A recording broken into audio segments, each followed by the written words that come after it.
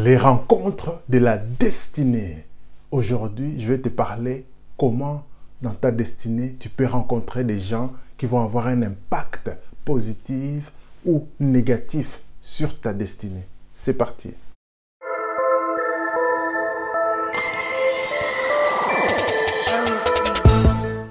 Salut, je m'appelle Eli. Bienvenue dans Découvre ta destinée. Vous êtes au bon endroit, au bon moment pour écouter des choses qui vont changer votre vie. Parce qu'ici, nous croyons que chaque personne peut atteindre le but de sa vie. Chaque personne peut atteindre sa destinée. Car nous avons tous une destinée à accomplir. Alors, notre sujet du jour, c'est les rencontres de la destinée. Il faut savoir que dans la vie, nous allons rencontrer des personnes. Ces personnes auront une influence positive ou négative dans nos vies. Alors, comment rencontrer la bonne personne qui va t'influencer positivement? Comment tu peux rencontrer des gens qui vont impacter ta vie? Il y a 3 lois ou principes à respecter. Il faut savoir d'abord, il y a la loi de l'attraction qui stipule que tu attires vers toi des personnes ou des événements qui sont en rapport avec ton système de pensée dominant.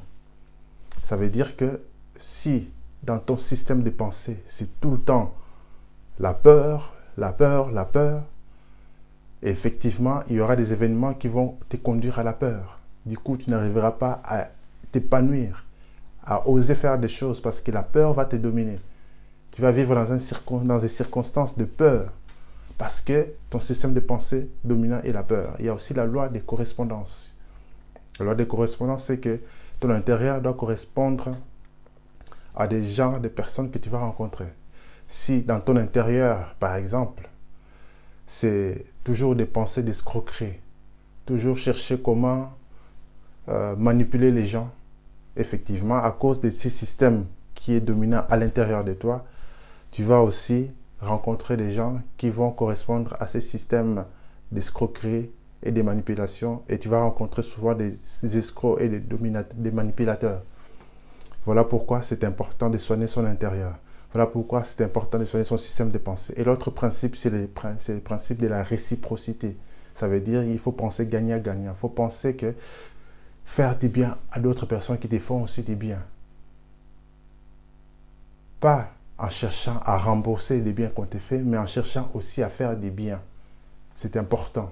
Il ne faut pas qu'une relation soit à un sens. Tu vas simplement pour prendre. Tu vas simplement pour puiser. Tu vas simplement pour profiter d'une personne. Il faut que ça soit du gagnant-gagnant. Il faut que ça soit de la réciprocité.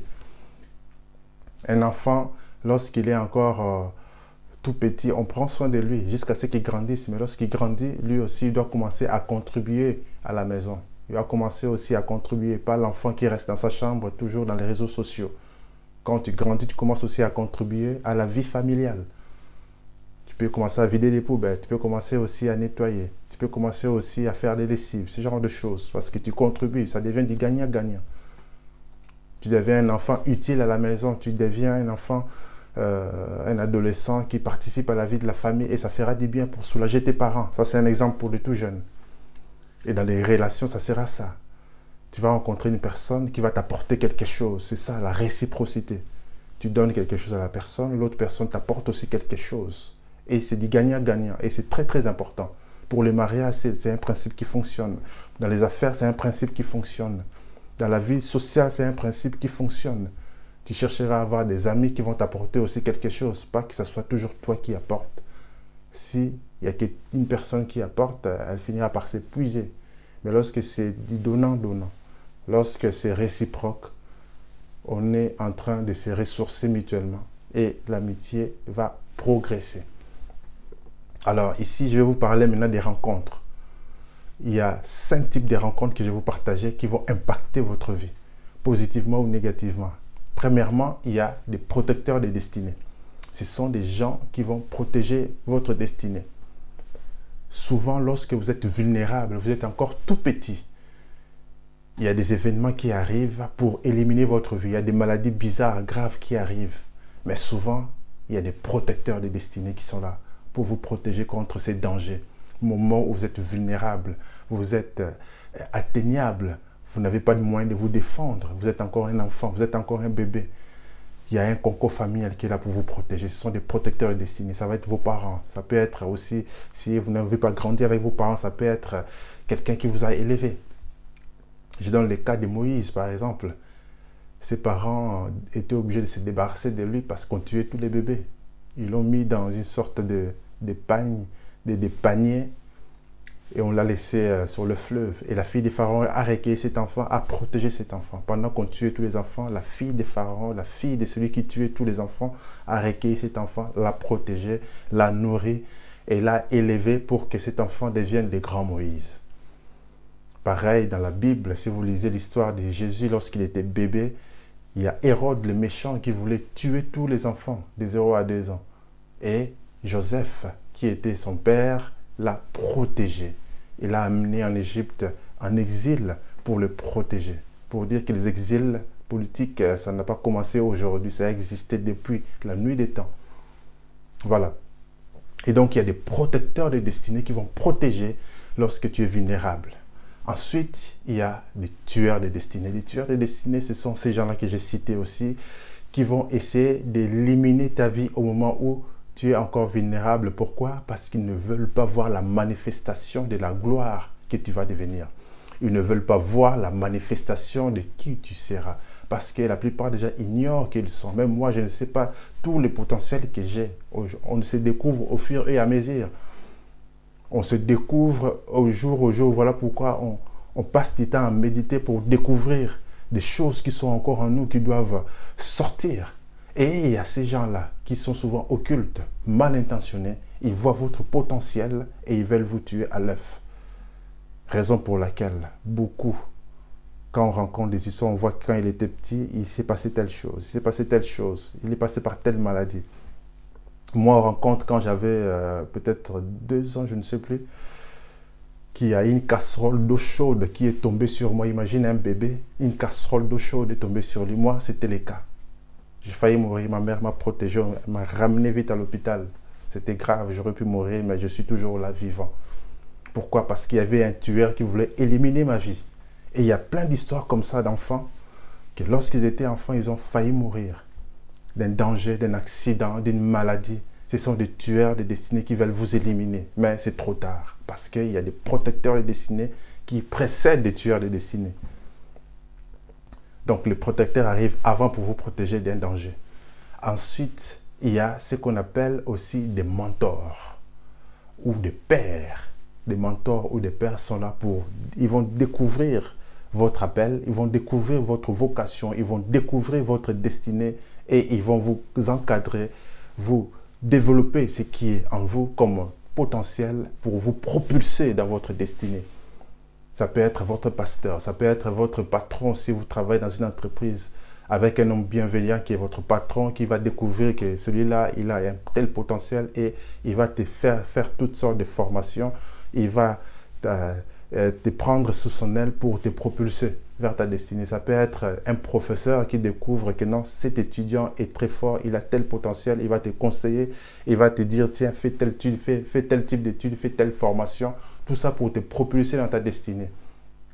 Ça peut être tes parents aussi, ça peut être n'importe quelle personne que tu vas rencontrer. Et voilà pourquoi lorsqu'à chaque fois que tu rencontres une personne, il ne faut pas toujours essayer de te braquer, il faut toujours essayer de comprendre pourquoi tu rencontres telle personne. Essaye d'en savoir plus, essaye d'être ouvert, essaye de discerner surtout quel est ce genre de personne et pourquoi tu l'as rencontré. Et surtout ne pas négliger parce qu'on ne sait jamais. Et voilà pourquoi je parle de discernement. Il faut discerner pourquoi tu as rencontré cette personne. Quel est le but? Creuse, cherche, médite. Parce que parfois, on passe à côté des personnes qui auraient pu nous aider dans notre destinée, qui auraient pu être des mentors, qui auraient pu être des gens qui allaient nous apporter quelque chose pour nous propulser dans une autre dimension. Mais on passe à côté parce qu'on ne discerne pas. Très important de discerner. Et il y a aussi des gens qu'on va rencontrer qui sont des alliés. Des gens qui vont être des partenaires pour avancer parce qu'on n'avancera jamais seul. On ne peut pas réussir seul. Dans la vidéo où j'ai parlé de 7 habitudes des personnes qui réussissent, allez réécouter, j'ai parlé des synergies. À un moment, il faut créer des synergies, il faut travailler avec des gens et des alliés, des gens avec qui on travaillera ensemble. On va cheminer ensemble, on va être des partenaires, on va faire des alliances, on va avancer ensemble pour atteindre le but. C'est très important de rencontrer ces personnes. C'est très important de discerner ces personnes et c'est très important de ne pas négliger ce genre de personnes. Et rappelez-vous la loi de la réciprocité, il faut que ça soit des gagnants-gagnants.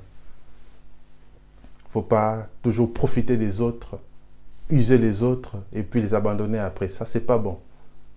Ça, c'est du court terme. Ça fonctionnera pour un temps et après, ça n'ira pas. Parce que la vie, c'est un chemin. Il faut avancer ensemble.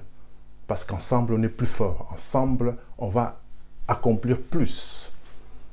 Et dernier, cinquième type de personnes qu'on va rencontrer, ce sont des traîtres. Des traîtres, c'est inévitable. Rappelez-vous de la série sur des blessures, j'ai parlé de guérir sur la trahison. Des traîtres, on va les rencontrer. Chaque personne rencontrera son traître. Parce qu'avant d'arriver à la gloire, tu passeras par la trahison. C'est un chemin obligatoire. Tu rencontreras des traîtres. Ils vont te faire mal, ils vont te trahir. Mais sache que lorsqu'ils vont te trahir, ça sera pour te propulser vers la gloire. C'est pourquoi lorsque tu vas rencontrer des traîtres, ils vont te faire du mal, il faut garder une bonne attitude. Ça, c'est très très important. Rappelez-vous du message sur moi, guérir sur la trahison. Bonne attitude, applique tous les principes. Je ne vais pas les redire ici, donc réécoute la vidéo sur guérir de la trahison. Guérir l'âme de la trahison et applique ces principes-là. Ça va t'aider pour bien traverser l'épreuve de la trahison parce qu'après la trahison, c'est la gloire. Et voilà donc les genres de rencontres que tu vas rencontrer dans ta destinée. Très important. Je ne vais pas être très long. Je m'arrête là. Salut. À très bientôt. Alors, si c'est la première fois, tu peux t'abonner parce que nous parlons de la destinée. C'est très très important. Alors, sur la description, il y a un lien pour s'abonner à notre newsletter. Clique, abonne-toi pour être au courant et pour qu'on soit aussi en contact. À la prochaine. Ciao.